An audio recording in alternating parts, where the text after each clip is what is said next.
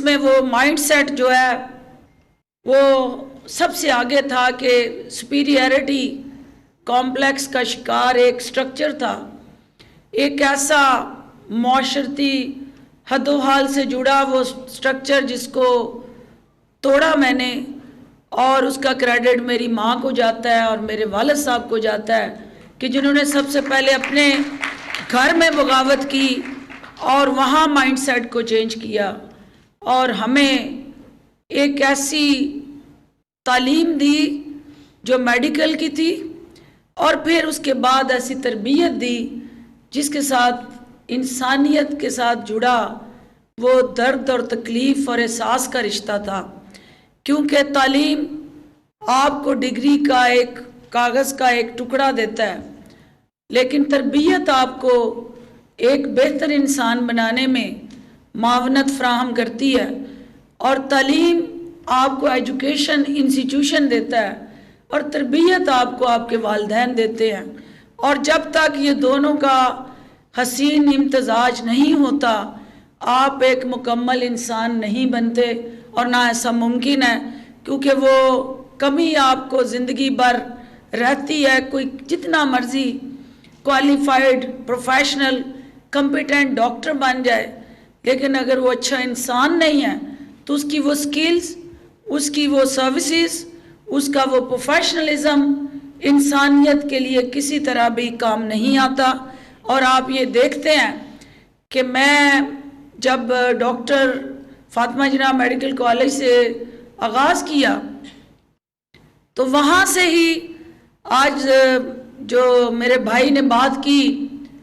کہ میں سیاست میں نہ تو روزگار کے لیے آئی ہوں اور نہ میں سیاست میں کاروبار کے لیے آئی ہوں، کیونکہ یہ دونوں کام کرنے ہیں تو روزگار ماشاءاللہ بلیسڈ روزگار ڈاکٹر سے زیادہ کسی کے پاس نہیں ہے، اور اگر وہ کاروبار کرنا چاہے تو پاکستان کے اندر ہیلتھ انڈسٹری سے اچھی انڈسٹری کوئی نہیں ہے۔ تو یہ دونوں کام ایک ڈاکٹر جو ہے اگر وہ ٹھان لے کہ اس نے کرنے ہیں تو اس کو پروفیشنلی لائسنسڈ اور NOC اس کے ہاتھ میں ہوتا ہے ایز اے ڈاکٹر، تو اس کو کسی اور شعبے کی طرف دیکھنے کی ضرورت نہیں پڑتی۔ لیکن یہ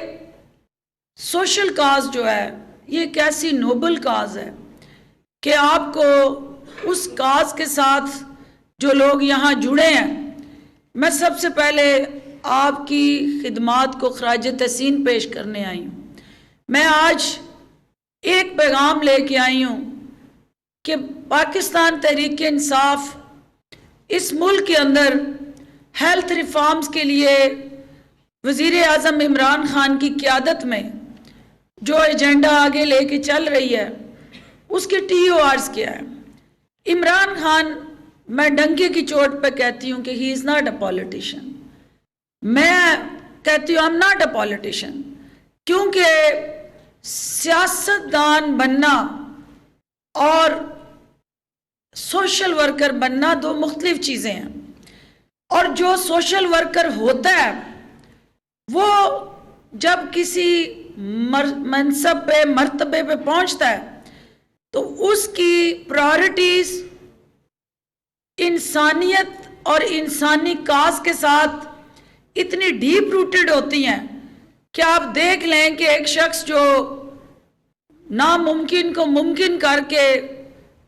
حکومتی ایوانوں میں آیا، اور شوکت خانم ہاسپٹل آپ کے سامنے تھا کہ کینسر یہاں اس ملک کے اندر کس انداز سے ایک غریب کے لیے درد سر بنا ہوا تھا،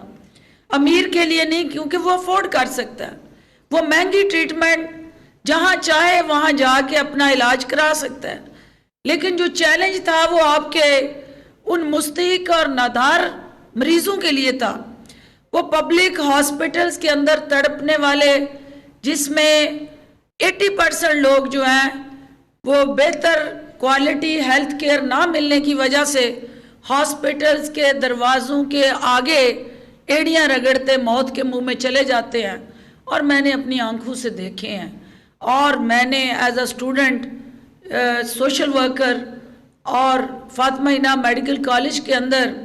اسٹوڈنٹ فیڈریشن فار پور پیشنٹ کے نام سے ایک تنظیم بنا کے 5 سال ہم نے free medicine, free blood donation, free ambulance service کی سہولت دی، اور ہم نے یہ ثابت کیا کہ ہم سے پہلے بھی بہت سارے لوگ اس کالج کے اندر آئے اور وہاں پبلک ہاسپٹلز کے اندر جو آنے والا مریض ہے، نہ وہ کوئی جاگیردار ہے، نہ کوئی سرمایہ دار ہے، نہ کوئی بہت بڑا اس کے پاس وسائل ہے، وہاں جس نے آنا ہے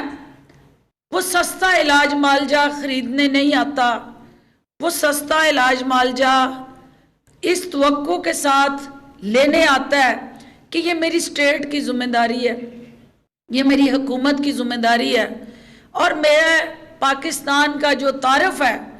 وہ اسلامی فلاحی ریاست کا تعارف ہے، اور اسلامی فلاحی ریاست میں یہ ریاست کی ذمہ داری ہے کہ وہ اپنے شہری کے علاج معالجے کے لیے اس کو بہترین سہولتیں دستیاب کرے، اور اس تڑپتی سسکتی انسانیت کے لیے شجر سایہ دار بنے، اور اس کی زندگی کو بچانے کے لیے، زندگی اور موت اللہ کے ہاتھ میں ہے، لیکن اس کی موت کو آسان بنانے میں اور زندگی کو بچانے میں اپنا کلیدی کردار ادا کرے۔ لیکن آپ میرے شعبے سے جو اکثریت لوگ یہاں بیٹھے ہیں، آپ کو بھی پتہ ہے کہ ہمارے پبلک ہاسپٹلز میں کیا ہوتا ہے، مجھ سے بہتر پتہ ہے کہ وہاں ہمارے ہی لوگ 90% ایسے لوگ ہیں جو ڈیووٹیڈ ہیں، کمیٹڈ ہیں، ڈیڈیکیٹڈ ہیں، اور اپنی کاز کے ساتھ کھڑے ہو کے دن رات آسن انداز سے انسانیت کے زخموں پہ مرہم رکھنے میں مصروف عمل ہے۔ لیکن 10% ایسے لوگ بھی ہیں جو انہیں ہاسپٹلز میں بیٹھے ہمارے ان مریضوں کا استحصال اس لیے کرتے ہیں کہ اگر میں نے اس کو سرکاری ہاسپٹل میں ویری ویل پروفیشنل اور جو اس کا ایکوریٹ حق تھا وہ دے دیا، اور وہ ٹریٹمنٹ اس کو جو میرے پاس سکلز ہیں وہ یہاں پبلک ہاسپٹل میں دستیاب کر دیں، تو یہ پرائیویٹ ہاسپٹلز کے دروازے بند ہو جائیں گے، اور یہ یہاں سے پیشنٹ کو مائیگریٹ کرنا، ٹرانسپورٹ کرنا، اور سرکاری ہاسپٹل سے پرائیویٹ ہاسپٹل تک کا جو سفر ہے اس کی داستان بڑی تکلیف دہ ہے۔ اور میں نے اپنی آنکھوں سے وہ لمحے بھی دیکھے ہیں، وہ منظر بھی دیکھے ہیں، اور کس طرح ان غریب مریضوں نے اپنے گھروں کے برتن بیچ کے، اپنے عزیز و اقارب سے قرضے لے کے، اپنی زمینیں گروی رکھ کے پرائیویٹ ہاسپٹلز میں اپنا علاج کروایا ہے۔ میں آپ میں سے ہوں اور میں ان تمام حقائق کو جانتی ہوں، لیکن دیکھنا یہ ہے کہ کیا اس پاکستان کو ان 10% میڈیکل پروفیشنلز کے حوالے کر دیا جائے، یا جو 90% درد دل رکھنے والے ڈاکٹرز ہیں ان کی طاقت کو اکٹھا کیا جائے، اور ایسا ریلیف پروگرام سامنے لایا جائے کہ جو حکومت وقت کرنا چاہتی ہے۔ آپ دیکھ رہے ہیں کہ میں پرائیویٹ میڈیکل کالجز کے خلاف نہیں ہوں۔ معاون خصوصی اطلاعات ڈاکٹر فردوس عاشق اعوان اسلام آباد میں تقریب سے خطاب کر رہی ہیں۔